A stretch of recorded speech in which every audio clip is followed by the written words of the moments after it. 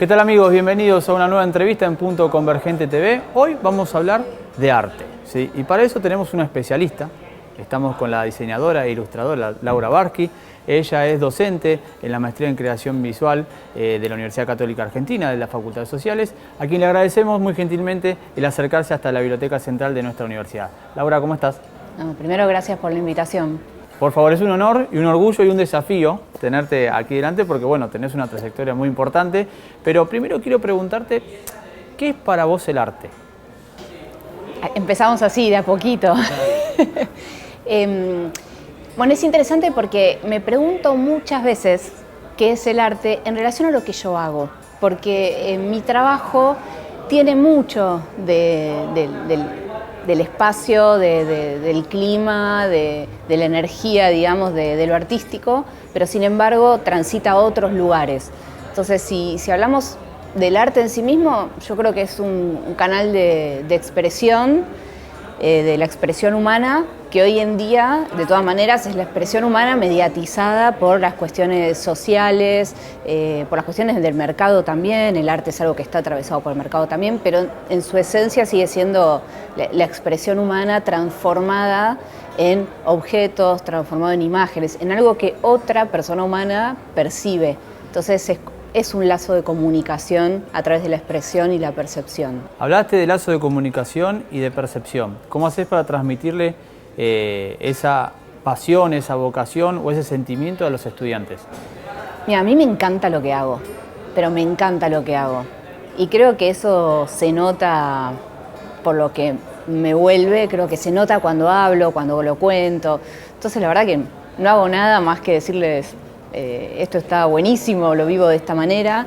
Y sí, lo que intento es que la gente se conecte con lo que está haciendo, como que pueda atravesarlo realmente, ¿no? No que sea como más o menos sé lo que estoy haciendo, sino que la experiencia de ilustrar o de diseñar o de lo que sea realmente atraviese y transforme. Y creo que cuando te atraviesa y te transforma, te apasionás con eso, te engancha. Es como, yo trabajé muchos años con la música, con músicos, músicas, y yo siempre dije, o sea, al empezar a trabajar podía gustarme o no gustarme lo que esa persona hacía, pero cuando me metía en la cocina del trabajo, del día a día, de dónde salía esa música, dónde salían esas letras, de dónde salía esa expresión, ya no importaba, no es un me gusta o no me gusta. Es como es, transmite lo que transmite, representa lo que representa y te atraviesa, te transforma, ya no es una cuestión de gustos, digamos. ¿Cualquier persona puede transmitir a través del arte o tenés que tener un cierto don o sensibilidad para poder hacer eso? No, yo descreo mucho del don, descreo de la creatividad como fuerza mágica, ¿no? Que hay gente creativa, hay gente que no. Descreo absolutamente. Para mí es un trabajo. A mí las ideas o nada me surge de la nada, me significan mucho trabajo. Entonces, trabajo, perseverancia, concentración, estudio. Sí, yo realmente creo que cualquier persona que de verdad lo quiera hacer, por eso lo que te decía con los y las estudiantes, el tema es que encuentren por qué lo están haciendo, que no sea una cuestión por default o por mandato, sino que hay algo interno que quiere que haga eso cuando realmente lo querés hacer. Ese trabajo, esa perseverancia, ese estudio, esa investigación es tu materia prima. Claro, entiendo a dónde apuntás, pero me parece que hay mucho también de vocación, porque estás hablando de interpelarse, de sentimientos, de vivir ese arte, ¿no? Lo tenés que sentir. Pero yo te voy a decir algo, mi mamá y mi papá son médicos, nada que ver. Y ellos tienen vocación por lo que hacen. Yo jamás podría hacer medicina, no tengo esa vocación. Entonces sí, creo que para cada actividad de la vida, pero sea cual sea, hay una vocación, llamémosle, que es el impulso de querer hacer algo, de que te llene, de que te haga como una persona plena, digamos.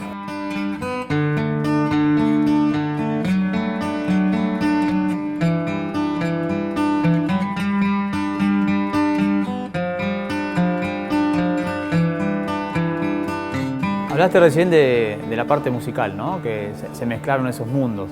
Ganaste un Grammy. Contanos cómo fue que empezaste a meterte en el mundo de la música y cómo fue esto de meter el arte en el mundo de la música. La verdad es que yo decidí, esto es lo que me cuento a mí hace años, así que ya me creo, pero como que decidí estudiar diseño gráfico cuando tenía unos 16 años porque quería diseñar para la música. Y siempre fue mi objetivo. Entonces yo empecé a estudiar y cada vez que podía, como excusa, metía un disco, metía música.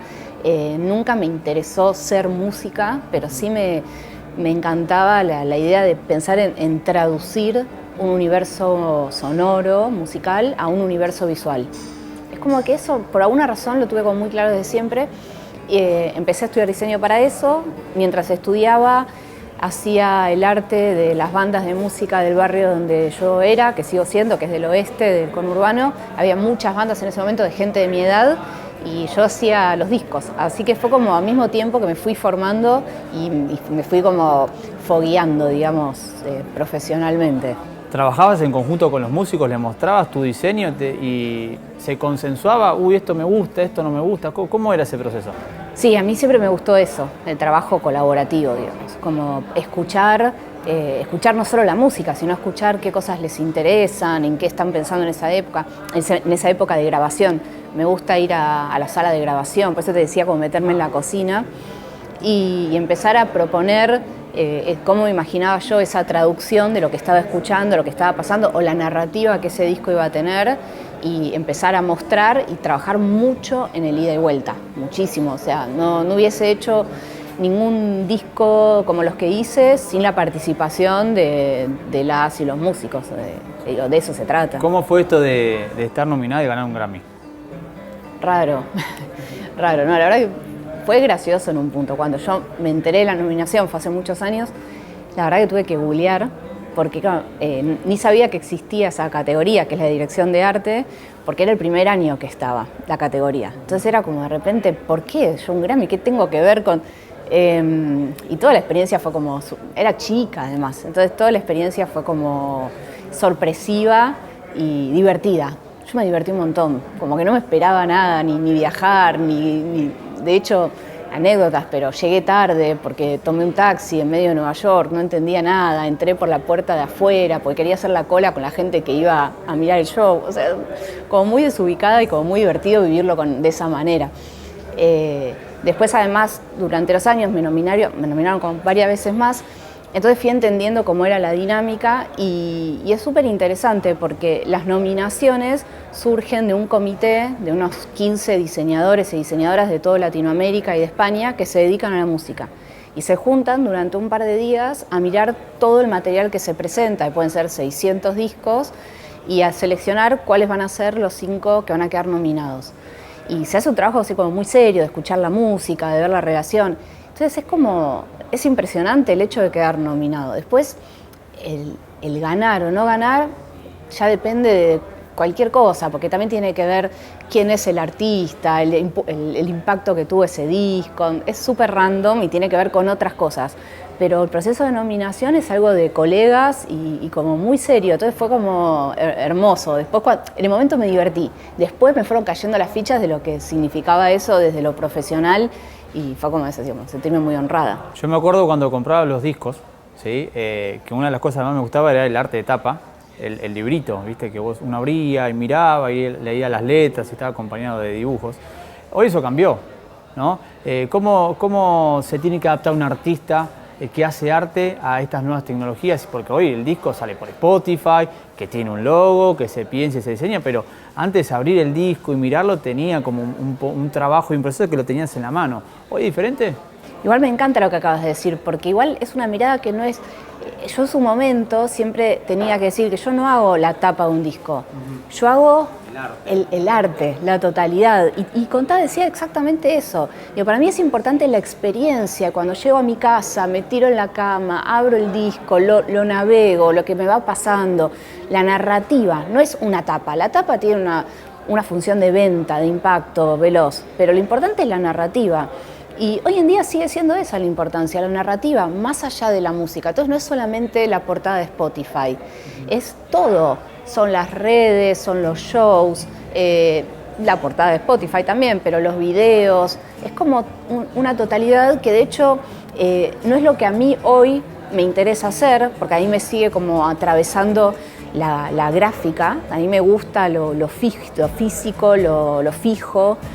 Entonces no me interesó meterme en esa, pero sigue siendo exactamente lo mismo, como diseñar una narrativa que expande lo que la música propone. Para mí ese es el buen diseño relacionado con la música.